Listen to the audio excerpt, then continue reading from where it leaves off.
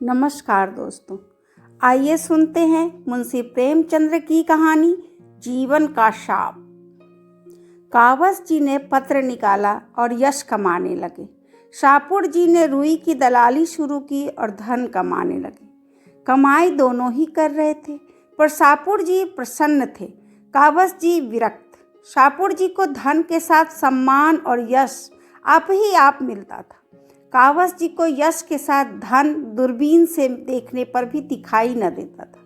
इसलिए शाहपुर जी के जीवन में शांति थी, सहृदयता थी, आशीर्वाद था, क्रीड़ा थी।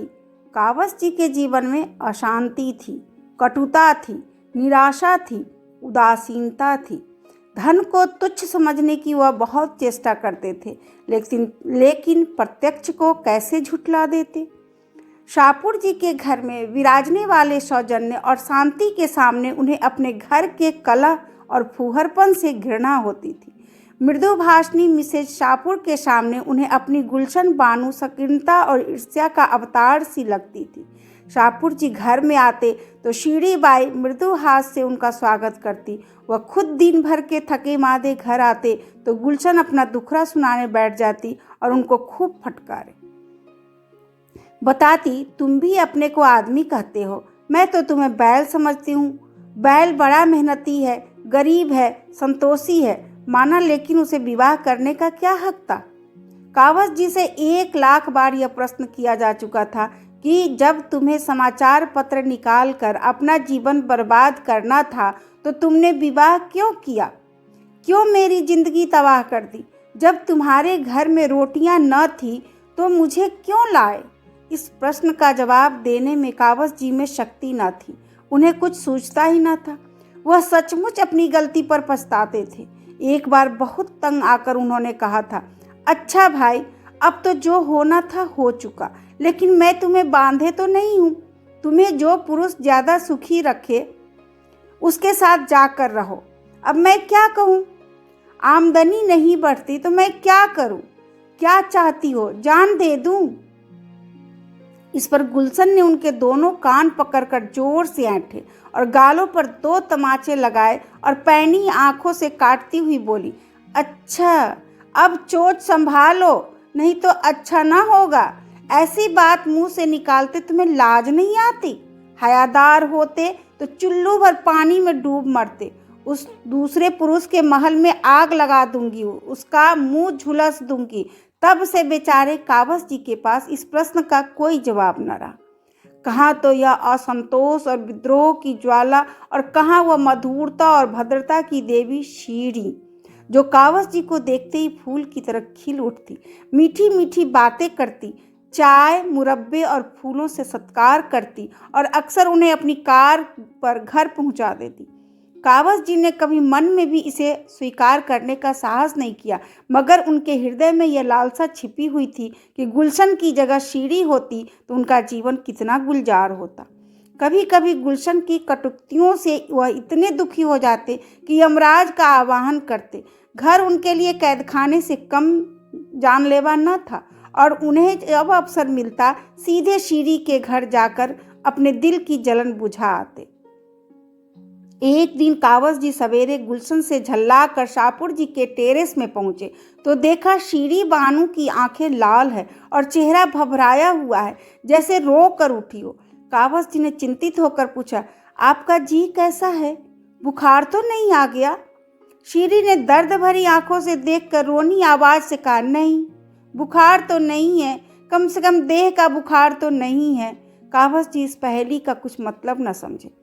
शीरी ने एक क्षण मौन रहकर फिर कहा, आपको मैं अपना मित्र समझती हूँ।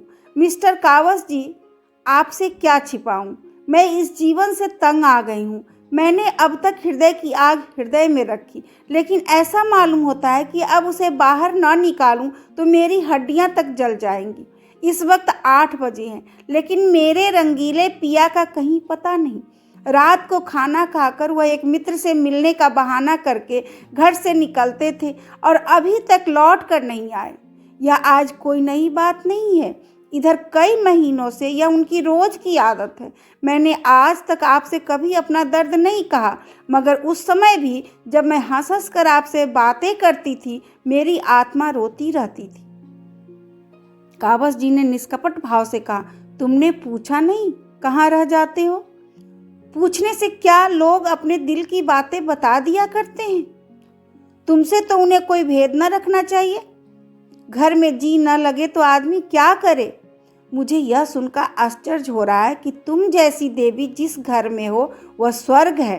शाहपुर जी को तो अपना भाग्य सराहना चाहिए।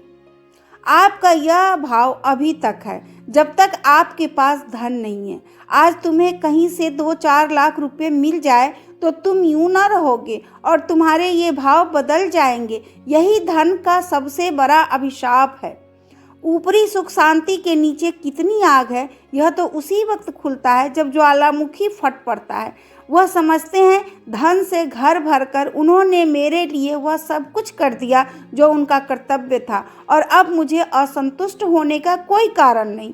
यह नहीं जानते कि ऐश की ये सामान उस तहखानों में गरे हुए पदार्थों की तरह है जो मृतात्मा के भोग के लिए रखे जाते थे। कावस जी आज एक नई बात सुन रहे थे। उन्हें अब तक जीवन का जो अनुभव हुआ था वह यह था कि स्त्री अंतःकरण से विलासिनी होती है। उस पर लाख प्राण वारो, उसके सिर मर ही क्यों न मिटो, लेकिन व्यर्थ। वह केवल खरखरा नहीं चाहती, उससे कहीं ज़्यादा दाना और घास चाहती है। लेकिन यह एक देवी है जो विलास की चीज़ों को तुच्छ समझती है और केवल मीठे स्नेह और सहवास से ही प्रसन्न रहना चाहती है। उनके मन में गुदगुदी सी उठी। मिसेस शाहपुर ने फिर कहा, उनका यह व्यापार मेरी बर्दाश्त के बाहर हो गया है। मिस्टर कावस जी, मेरे मन में विद्रोह की ज्वाला उठ रही है और मैं धर्मशास्त्र और मर्यादा इन सभी का आश्रय लेकर भी त्रास नहीं कर पाती। मन को समझाती हूँ, क्या संसार में लाखों विधवाएं नहीं पड़ी हुई है, लेकिन किसी तरह चित्त नहीं शांत होता। मुझे विश्वास आता जाता है कि वह मुझे मैदान में आने के लिए चुनौती दे रहे हैं। मैंने अब तक उनकी चुनौती नहीं ली है, लेकिन अब पानी सिर के ऊपर चढ़ गया है और मैं किसी तिनके का सहारा ढूंढे बिना नहीं रह सकती। वह जो चाहते हैं वह हो के रहेगा। आप उनके मित्र हैं, आपसे बन पड़े तो उनको समझाइए। मैं इस मर्यादा को बेड़ी को अब और न सहन सकूंगी। मिस्टर कावस जी मन में भावी सुख का एक स्वर्ग निर्माण कर रहे थे। बोले, हाँ, मैं अवश्य समझाऊंगा। यह तो मेरा धर्म है, लेकिन मुझे आशा नहीं कि मेरे समझाने का उन पर कोई असर हो। मैं तो दरिद्र हूँ, मेरे समझाने का उनकी दृष्टि में मूल्य ही क्या। यूँ वह मेरे ऊपर बड़ी कृपा रखते हैं, बस उनकी यही आदत मुझे पसंद नहीं। तुमने इतने दिनों बर्दाश्त किया, यही आश्चर्य है। कोई दूसरी औरत तो एक दिन न सहती। थोड़ी बहुत तो यह आदत सभी पुरुषों में होती है, लेकिन ऐसे पुरुषों की स्त्रियां भी वैसी ही होती है।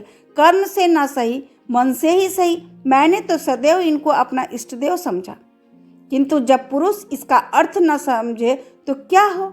मुझे भय है वह मन में कुछ और न सोच रहे हो। और क्या सोच सकते हैं? आप अनुमान कर सकती हैं? अच्छा, वह बात। मगर मेरा अपराध? शेर और मेमने वाली कथा आपने नहीं सुनी? मिसेस शाहपुर एकाएक चुप हो गई।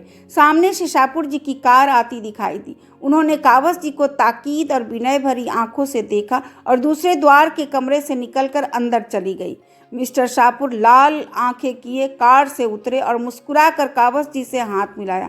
स्त्री की आंखें भी लाल थी, पति की आंखें भी लाल, एक रुदन से, दूसरी रात की खुमारी से। शाहपुर जी ने हैट उतारकर खूंटी पर लटकाते हुए कहा, क्षमा कीजिएगा, मैं रात को एक मित्र के घर सो गया था। दावत थी, खाने में देर हुई तो मैंने सोचा अब कौन घर जाए। कावस जी ने व्यंग मुस्कान के साथ कहा, किसके यहाँ दावत थी? मेरे रिपोर्टर ने तो कोई खबर नहीं दी, जरा मुझे नोट करा दीजिए। उन्होंने जेब से नोटबुक निकाली। शाहपुर जी ने सतर्क होकर कहा, ऐसी कोई बड़ी दावत नहीं थी, जो 2-4 मित्रों का प्रतिभोज था। फिर भी समाचार तो जानना चाहिए। जिस प्रतिभोज में आप जैसे प्रतिष्ठित लोग शरीक हों वह साधारण बात नहीं हो सकती। क्या नाम है मेजबान साहब का? आप चौंकेंगे तो नहीं? बताइए तो। मिस गौहर। मिस गौहर, जी हाँ, आप चौंक गए। क्या आप इसे तस्लीम नहीं करते कि दिन भर पै आने पाई से सिर मारने के बाद मुझे कुछ मनोरंजन करने का भी अधिकार है, नहीं तो जीवन भार हो जाए? मैं इसे नहीं मानता। क्यों? इसलिए कि मैं इस मनोरंजन को अपनी ब्याहता स्त्री के प्रति अन्याय समझता हूँ। शाहपुर जी नकली हंसी हंसे। यही दकियानुसी बात। आपको मालूम होना चाहिए, आज का समय ऐसा कोई बंधन स्वीकार नहीं करता, और मेरा ख्याल है कम से कम इस विषय में आज का समाज एक पीढ़ी पहले के समाज से कहीं परिष्कृत है। अब देवियों का यह अधिकार स्वीकार किया जाने लगा है, यानी देवियां पुरुषों पर हुकूमत कर सकती है, उसी तरह जैसे पुरुष देवियों पर हुकूमत कर सकते हैं। मैं इसे नहीं मानता। पुरुष स्त्री का मोहताज नहीं है, स्त्री पुरुष का मोहताज है। आपका आशय यही तो है कि स्त्री अपने भरण पोषण के लिए पुरुष पर अवलंबित है। अगर आप इन शब्दों में कहना चाहते हैं तो मुझे कोई आपत्ति नहीं, मगर अधिकार की बागडोर जैसे राजनीति में वैसे ही समाज नीति में धन बल के हाथ रही है और रहेगी। अगर दायोग से धनोपार्जन का काम स्त्री कर रही हो और पुरुष कोई काम न मिलने के कारण घर बैठा हो, तो स्त्री को अधिकार है कि वो अपना मनोरंजन जिस तरह चाहे करे। मैं स्त्री को अधिकार नहीं दे सकता। यह आपका अन्याय है। बिल्कुल नहीं। स्त्री पर प्रकृति ने ऐसे बंधन लगा दिए हैं कि वह जितना भी चाहे पुरुष की भांति स्वच्छंद नहीं रह सकती और न पशु बल में पुरुष का मुकाबला ही कर सकती है। हाँ, गृहिणी का पद त्याग कर या अप्राकृतिक जीवन का आश्रय लेकर वह सब कुछ कर सकती है। आप लोग उसे मजबूर कर रहे हैं कि अप्राकृतिक जीवन का आश्रय ले। मैं ऐसे समय की कल्पना ही नहीं कर सकता जब पुरुषों का आधिपत्य स्वीकार करने वाला औरतों का काल पड़ जाए। कानून और सभ्यता मैं नहीं जानता। पुरुषों ने स्त्रियों पर हमेशा राज किया है और करेंगे। सहसा कावस जी ने पहलू बदला। इतनी थोड़ी सी देर में ही वह अच्छे खासे कूटनीति चतुर हो गए थे। शाहपुर जी को प्रशंसा सूचक आंखों से देखकर बोले, तो हम और आप दोनों एक विचार के हैं। मैं आपकी परीक्षा ले रहा था। मैं भी स्त्री को गृहिणी, माता और स्वामिनी सब कुछ मानने को तैयार हूँ, पर उसे स्वच्छंद नहीं देख सकता। अगर कोई स्त्री स्वच्छंद होना चाहती है तो उसके लिए मेरे घर में स्थान नहीं है। अभी मिसेस शाहपुर की बातें सुनकर मैं दंग रह गया। मुझे इसकी कल्पना भी न थी कि कोई नारी मन में इतने विद्रोहात्मक भावों को स्थान दे सकती है। मिस्टर शाहपुर की गर्दन की नसें तन गई, नथुने फूल गए। कुर्सी से उठकर बोले, अच्छा तो अब शीरो ने यह ढंग निकाला। मैं अभी उससे पूछता हूँ कि आपके सामने पूछता हूँ, अभी फैसला कर डालूंगा। मुझे उसकी परवाह नहीं है, किसी की परवाह नहीं है। बेवफा औरत, जिसके हृदय में जरा भी संवेदना नहीं, जो मेरे जीवन में जरा सा आनंद भी नहीं सहना चाहती, मैं उसके अंचल में बंद बंद घूमूं। शाहपुर से यह आशा रखती है। अभाग्नि भूल जाती है कि आज मैं आंखों का इशारा कर दूं तो 101 सीढ़ियां मेरे उपासना करने लगे। जी हाँ, मेरे इशारों पर नाचे। मैंने इसके लिए जो कुछ किया बहुत कम पुरुष किसी स्त्री के लिए करते हैं। मैंने उन्हें ख्याल आ गया कि वह जरूरत से ज्यादा बहके जा रहे हैं। शीरी की प्रेम में सेवाएं याद आई। रुक कर बोले, लेकिन मेरा ख्याल है कि वह अब भी समझ से काम ले सकती है। मैं उसका दिल नहीं दुखाना चाहता। मैं यह भी जानता हूँ कि वह ज़्यादा से ज़्यादा जो कर सकती है वह शिकायत है। इसके आगे बढ़ने की हिमाकत वह नहीं कर सकती। औरतों को मना लेना बहुत मुश्किल नहीं है, कम से कम मुझे तो यह तजुर्बा है। कावस जी ने खंडन किया, मेरा तजुर्बा तो कुछ और है। हो सकता है, मगर आपके पास खाली बातें हैं, मेरे पास लक्ष्मी का आशीर्वाद है। जब मन में विद्रोह के भाव जम गए तो लक्ष्मी के टाले भी नहीं टल सकते। शाहपुर जी ने विचारपूर्ण भाव से कहा, शायद आपका विचार ठीक है।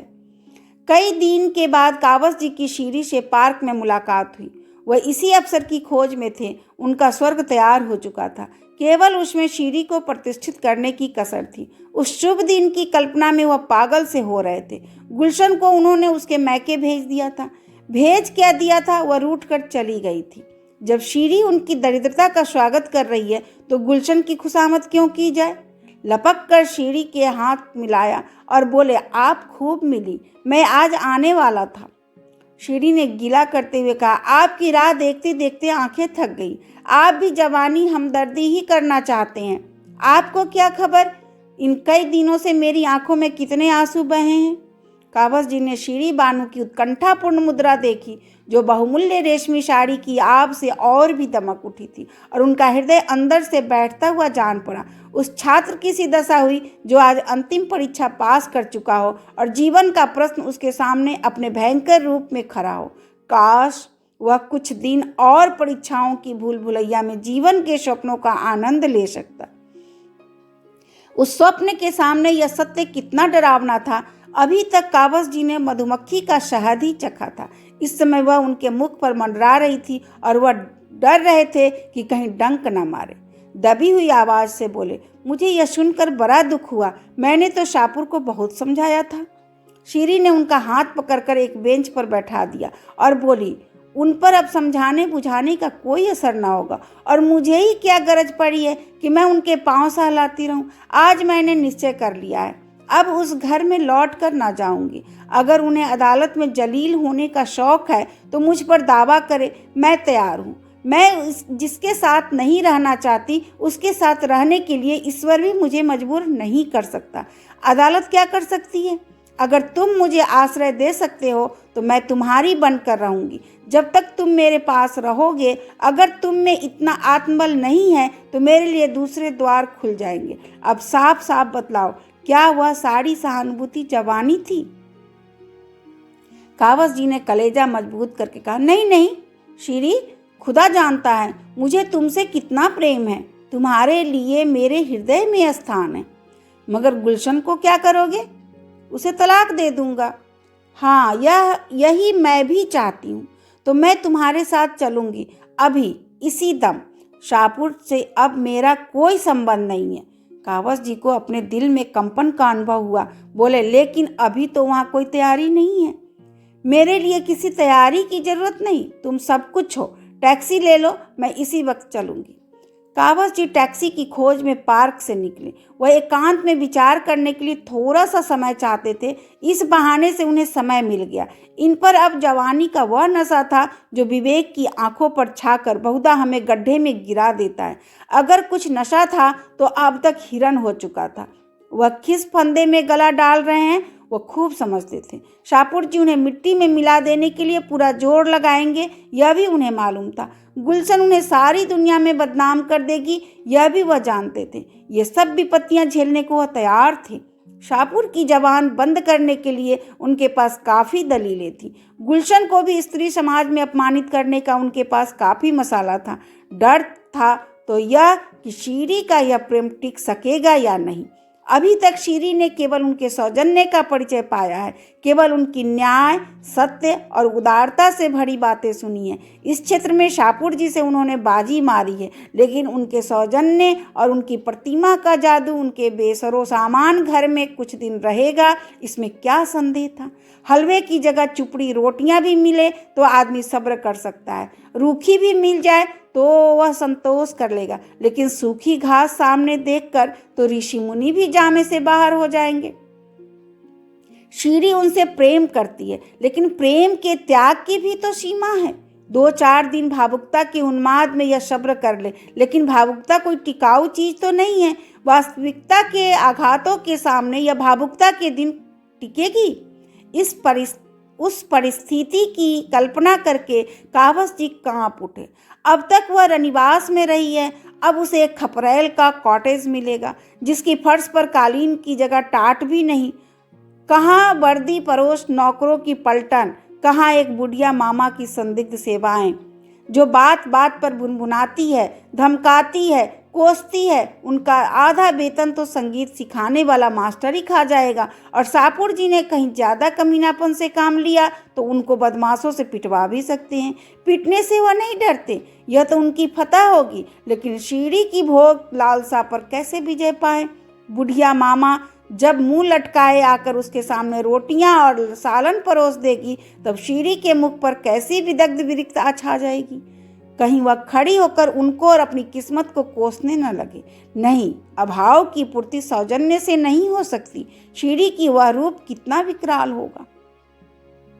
सहसा एक कार सामने से आती दिखाई दी। कावस जी ने देखा शाहपुर जी बैठे हुए थे। उन्होंने हाथ उठाकर कार को रुकवा लिया और पीछे दौड़ते हुए जाकर शाहपुर जी से बोले, आप कहाँ जा रहे हैं? यूं ही जरा घूमने निकला था। सीढ़ी बानू पार्क में है, उन्हें भी लेते जाइए। वह तो मुझसे लड़कर आई है कि अब इस घर में कभी कदम न रखूंगी। और आप सैर करने जा रहे हैं, तो क्या आप चाहते हैं बैठकर रोऊं? वह बहुत रो रही है। सच? हाँ, बहुत रो रही है। तो शायद उसकी बुद्धि जाग रही है। तुम इस समय उन्हें मना लो तो वह हर्ष से तुम्हारे साथ चली जाए। मैं परीक्षा करना चाहता हूँ कि वह बिना मनाए मानती है या नहीं। मैं बड़े असंजस में पड़ा हुआ हूँ, मुझ पर दया करो, तुम्हारे पैरों पड़ता हूँ। जीवन में जो थोड़ा सा आनंद है उसे मनावन के नाट्य में नहीं छोड़ना चाहता। कार चल पड़ी और कावस जी कर्तव्य भ्रष्ट से वहीं खड़े रह गए। देर हो रही थी। सोचा कहीं सीढ़ी यह न समझ ले कि मैंने भी उसके साथ दगा की, लेकिन जाऊं भी तो क्यों कर। अपने संपादकीय कुटीर में उस देवी का प्रतिष्ठित करने की कल्पना ही उन्हें हास्यास्पद लगी। वहाँ के लिए तो गुलशन ही उपयुक्त है। कूटती है, कठोर बातें कहती हैं, रोती हैं, लेकिन वक्त से भोजन तो देती है। फटे हुए कपड़ों को रफू तो कर देती है। कोई मेहमान आ जाता है तो कितने प्रसन्न मुख से उसका आदर सत्कार करती है, मानो उसके मन में आनंद ही आनंद है। कोई छोटी सी चीज भी दे दी तो कितना फूल उठती है। थोड़ी सी तारीफ करके चाहे उसे गुलामी करवा लो। अब उन्हें अपनी जरा जरा सी बात पर झुंझला पड़ना, उसकी सीधी सी बातों का टेढ़ा जवाब देना विकल करने लगा। उस दिन उसने यही तो कहा था कि उसकी छोटी बहन की सालगिरह पर कोई उपहार भेजना चाहिए। उसमें बरस पड़ने की कौन सी बात थी। माना वह अपना संपादकीय नोट लिख रहे थे, लेकिन उनके लिए संपादकीय नोट जितना महत्व रखता है, क्या गुलशन के लिए उपहार भेजना उतना ही या उससे ज़्यादा महत्व नहीं रखता? बेशक उनके पास उस समय रुपये न थे तो वह मीठे शब्दों में यह नहीं कह सकते थे कि डार्लिंग मुझे खेद है, अभी हाथ खाली है, 2-4 रोज में मैं कोई प्रबंध कर दूंगा। यह जवाब सुनकर वह चुप हो जाती और अगर कुछ भुनभुना ही लेती तो उनका क्या बिगड़ जाता था। अपनी टिप्पणियों में वह कितनी शिष्टता का व्यवहार करते हैं। कलम जरा भी गर्म पड़ जाए तो गर्दन नापी जाए। गुलशन पर वह क्यों बिगड़ जाते हैं? इसलिए कि वह उनके अधीन है और उन्हें रूठ जाने के सिवा कोई दंड नहीं दे सकती। कितनी नीच कायरता है कि हम सबलों के सामने दुम हिलाए और जो हमारे लिए अपने जीवन का बलिदान कर रही है उसे काटने दौड़े। सहसा एक तांगा आता हुआ दिखाई दिया और सामने आते ही उस पर से एक स्त्री उतरकर उनकी ओर चली। अरे यह तो गुलशन है। उन्होंने आतुरता से आगे बढ़कर उसे गले लगा लिया और बोले, तुम इस वक्त यहाँ कैसे आई? मैं अभी अभी तुम्हारा ही ख्याल कर रहा था। गुलशन ने गदगद कंठ से कहा, तुम्हारे ही पास जा रही थी। शाम को बरामदे में बैठी तुम्हारा लेख पढ़ रही थी। न जाने कब झपकी आ गई और मैंने एक बुरा सपना देखा। मारे डर के मेरी नींद खुल गई और तुमसे मिलने चल पड़ी। इस वक्त यहाँ कैसे खड़े हो? कोई दुर्घटना तो नहीं हो गई? रास्ते भर मेरा कलेजा धड़क रहा था। कावस जी ने आश्वासन देते हुए कहा, मैं तो बहुत अच्छी तरह हूँ। तुमने क्या स्वप्न देखा? मैंने देखा जैसे तुमने एक रमणी को कुछ कहा है और वह तुम्हें बांध कर घसीटे लिए जा रही है। कितना बेहुदा स्वप्न है और तुम्हें इस पर विश्वास भी आ गया। मैं तुमसे कितनी बार कह चुका हूँ कि स्वप्न केवल चिंतित मन की क्रीड़ा है। तुम मुझसे छिपा रहे हो। कोई न कोई बात हुई है जरूर। तुम्हारा चेहरा बोल रहा है। अच्छा, तुम इस वक्त कहाँ यहाँ क्यों खड़े हो? यह तो तुम्हारे पढ़ने का समय है। यूं ही जरा घूमने चला आया था। झूठ बोलते हो। खा जाओ मेरे सिर की कसम। अब तुम्हें एतबार ही ना आए तो क्या करूं? कसम क्यों नहीं खाते? कसम को मैं झूठ का अनुमोदन समझता हूं। गुलशन ने फिर उनके मुख पर तीव्र दृष्टि डाली। फिर एक क्षण के बाद बोली, अच्छी बात है, चलो घर चले। कावस जी ने मुस्कुरा कर कहा, तुम फिर मुझसे लड़ाई करोगी? सरकार से लड़कर भी तुम सरकार की अमलदारी में रहते हो कि नहीं? मैं भी तुमसे लड़ूंगी, मगर तुम्हारे साथ रहूंगी। अब इसे कब मानते हैं कि यह सरकार की अमलदारी है? यह तो मुंह से कहते हो, तुम्हारा रोआ रोआ इसे स्वीकार करता है। नहीं, तुम इस वक्त जेल में होते। अच्छा चलो, मैं थोड़ी देर में आता हूँ। मैं अकेली नहीं जाने की। आखिर सुनो, तुम यहाँ क्या कर रहे हो? कावस जी ने बहुत कोशिश की कि गुलशन वहाँ से किसी तरह चली जाए, लेकिन वह जितना ही उस पर जोर देते थे उतना ही गुलशन का आग्रह भी बढ़ता जाता था। आखिर मजबूर होकर कावस जी को शीरी और शाहपुर के झगड़े का वृत्तांत कहना ही पड़ा। यद्यपि इस नाटक में उनका अपना जो भाग था उसे उन्होंने बड़ी होशियारी से छिपा देने की चेष्टा की। गुलशन ने विचार करके कहा, तो तुम्हें भी यह सनक सवार हुई? कावस जी ने तुरंत प्रतिवाद किया, कैसी सनक? मैंने क्या किया? अब यह तो इंसानियत नहीं है कि एक मित्र की स्त्री मेरी सहायता मांगे और मैं बंगले झांकने लगूं।